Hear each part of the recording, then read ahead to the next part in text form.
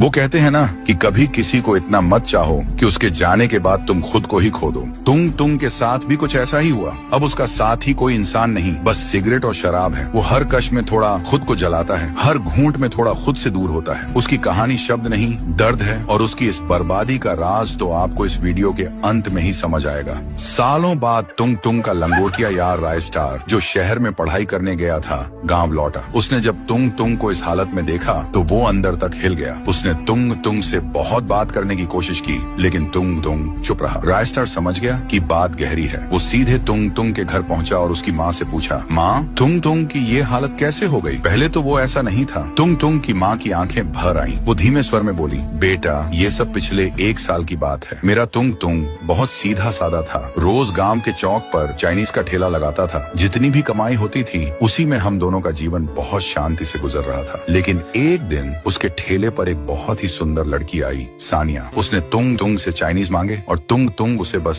देखता ही रह गया। सानिया को तुंग के हाथ के चाइनीज बहुत पसंद आए और वो उसके चाइनीज की दीवानी हो गई। और तब से वो रोज तुंग के ठेले पर आने लगी, कभी चाय पीने, कभी चाइनीज खाने और कभी बस तुंग से बातें करने। धीरे धीरे दोनों के बीच नजदीकियां बढ़ने लगी। लेकिन एक रात सानिया ने तुंग की आंखों में देखते हुए कहा, तुंग, मुझे लगता है कि मुझे तुमसे प्यार हो गया है। बस वहीं से मेरा तुंग दिल से हार गया। लेकिन कुछ दिनों बाद सानिया ने तुंग से पैसे मांगने शुरू कर दिए। वो कभी कहती कि कॉलेज की फीस देनी है, कभी घर का किराया और कभी माँ की दवाइयाँ लेनी है। तुंग ने कभी मना नहीं किया। वो हमेशा यही कहता, तुम्हें और कुछ चाहिए हो तो बता देना। वो अपने सालों की मेहनत से जोड़े हुए सारे पैसे सानिया को दे चुका था। फिर एक दिन सानिया आई और कहा, तुंग, अगर मैं तुमसे शादी करना चाहूँ तो क्या तुम मुझसे शादी करोगे? तुंग के पास कोई जवाब नहीं था, सिर्फ आंखों में आंसू। सानिया ने मुस्कुराकर कहा, लेकिन मेरे घर वाले हमारी शादी के लिए इतनी आसानी से नहीं मानेंगे। अगर मैं उन्हें 1 लाख रुपए दूं तो शायद वो इस शादी के लिए मान जाएं। तुंग ने कांपते हुए कहा, तुम जो बोलोगी मैं वो सब तुम्हारे लिए कर दूंगा,